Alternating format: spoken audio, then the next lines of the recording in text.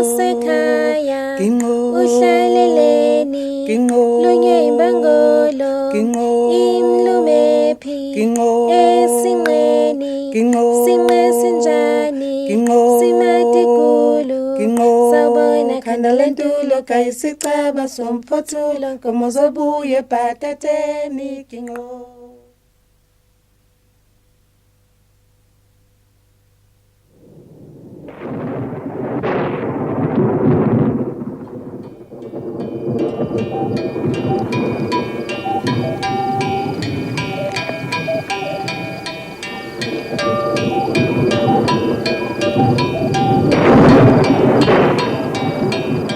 When the sun rose over southern Africa 25,000 years ago, its rays warmed an ancient people of hunter-gatherers we have come to know as the San.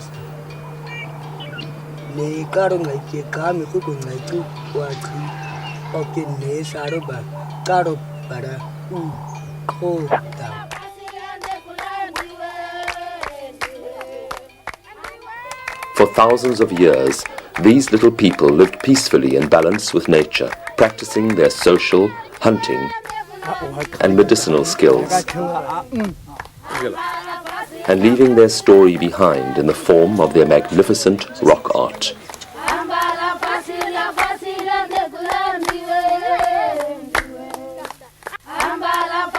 When most people think of Bushmen, they think of the little people who were such skilled hunters. The people depicted in most of the images we know come from Namibia. There were, however, other groups of Bushmen. Some lived in the Cape and were regarded as vermin by the European settlers. Due to the stock theft, they were hunted and persecuted and dispossessed of their traditional lands. Thousands of these unfortunate Bushmen and their children were caught and sold into slavery. There was also another group of Bushmen who lived in the wild and craggy Drakensberg of KwaZulu-Natal, and these were referred to as the Mountain San. As various Bantu herders and their livestock moved south and into the fertile lands of KwaZulu-Natal, the Trek Boers moved north from the Cape. Simultaneously, the European settlers moved westwards into the hinterland, having landed at the port of Durban. This three-pronged invasion forced the Mountain San ever deeper into the remote caves and shelters of the Drakensberg, where once the plains around them had teemed with eland and wildebeest. The San now watched from their mountain fortresses as their food resource was steadily hunted away by the newcomers. Facing starvation, they turned to raiding the cattle of the pastoralists.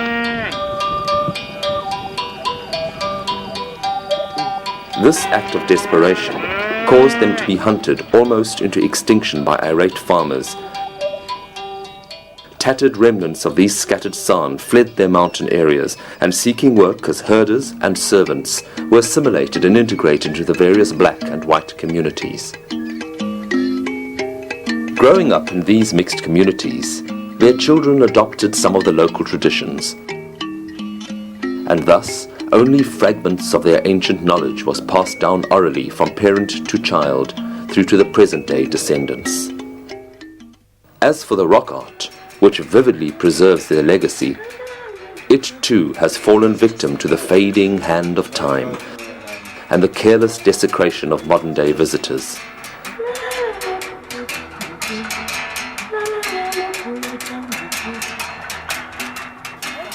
Aware of the valuable insights that these early people had developed, concerned individuals formed an organization called the Ancient Knowledge Initiative. One of its aims is to identify and record the unique culture of these Mountain San. Their work is instrumental in documenting and preserving this fascinating oral history relating to the trance and healing dances, songs, ceremonies, sacred landscapes, painting, and hunting skills. Part of the San Project's task is to identify Bushman descendants and locate unknown shelters in the Drakensberg. This mountain range stretches for hundreds of kilometers along KwaZulu-Natal's western border and merges into the mountain kingdom of Lesotho. Here, thousands of painted sites have already been identified, but new paintings are continually being discovered. Their interaction has taken the project's field workers from the northern regions of South Africa all over the Drakensberg and into the highlands of Lesotho, collecting stories wherever they are found. yenza lo nkosikazi ukuthi abe yinkosi ngoba wasindisa abantu abaningi wakhipha abanye abantu esilwaneni baphila abantu yaphela into edla abantu yaphela insomi. For many of the present-day San descendants, these ancient myths and legends carry great cultural importance.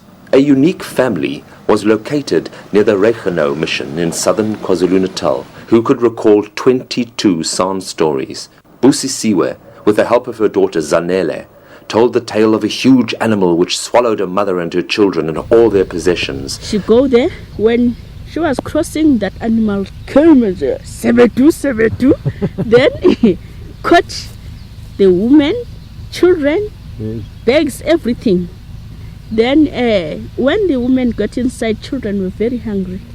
Inside the tummy. Inside the tummy of the animal, because it was a very huge animal.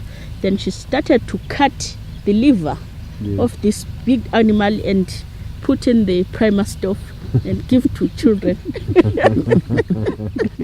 And many days and many mountains later, project members became aware of an old bushman living in poverty on a farm. Born around the turn of the century in a cave in Lesotho, Kerik grew up in skins, living the traditional San life. During his initiation ceremony, marauding tribesmen attacked his group. Kerik's left arm was smashed and his fellow initiates killed. No longer able to work as a herder, Kerik was trained by his grandfather as a medicine man and learnt the ancient ways of San life. At his request, the project assisted Kerik to realize his dream of finding his ancestral cave in Lesotho, and to also recreate his grandfather's rock paintings at a shelter at the Ancient Knowledge Initiative's headquarters. Under the advice and guidance of Kerik, Isolde and Tom Burt, the project's patrons, positioned the images in the new cave.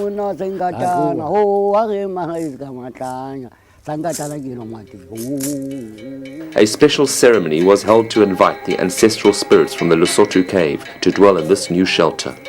Rock artist Stephen Bassett ritualistically prepared the rock surface for painting, and following the traditional San methods, the pigments were ground and mixed.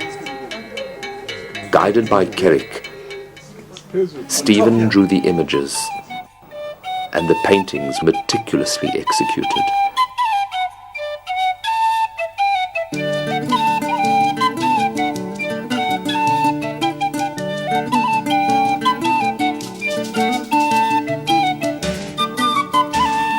This was the first time an ancestral cave had been recreated so that the ancient celebrations and ceremonies can be performed again.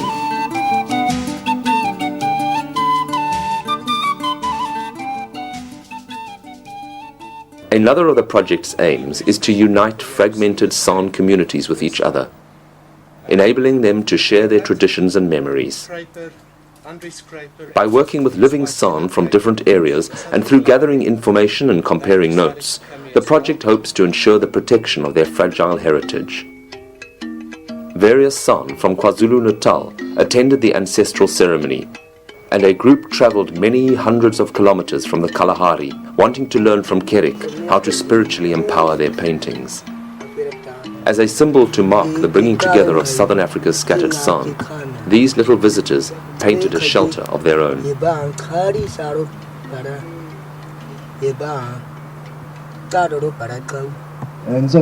Izimvelo KZN Wildlife established the Didima Rock Art Center to explore and celebrate this magnificent San heritage found in the Drakensberg. And the oldest living mountain San, Kerik, was invited to open and bless the 12 million rand center. For a San visitor from the Cape, it was an emotional morning. And I am happy that I am here.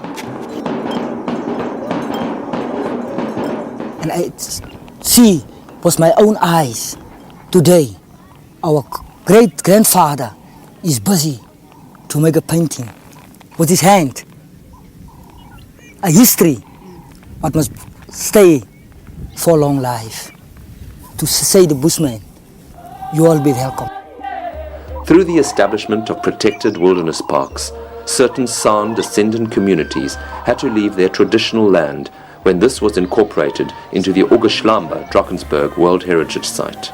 The San project is helping one of these, the Duma community, to secure access to their ancestral graves and places of traditional San importance, and to locate new sites for their sacred ceremonies within the protected areas. No, we feel like we are healed because we lose power, we lose language, we lose everything. We want all those language and power back to us because we are originated from those people who live in the mountain. The San people had an extensive knowledge of the healing powers and properties of indigenous fauna and flora. At the traditional medicine market in Durban's Warwick Triangle, vendors sell remedies and potions for all manner of ailments. The Mountain San handed down some of this knowledge to them. The project is collating and documenting this ethnobotanical information and making it available to all. Abigail, this one, this Bulbanella, what's the Sotho name for this one? Boriba. Boriba. And what did they use Boriba for?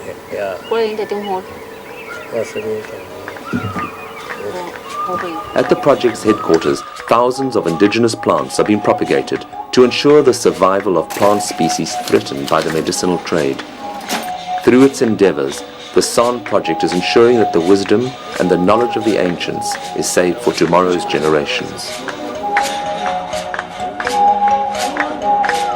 The Ancient Knowledge Initiative invites you to help them preserve and celebrate the cultural knowledge and environmental skills of these early people.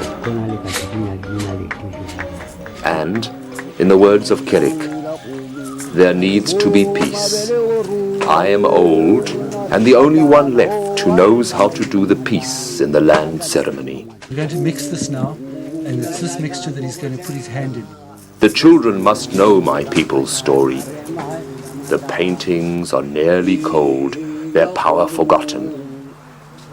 But when my hand touches the eland, the spirits will return and peace will descend on all who live in this land.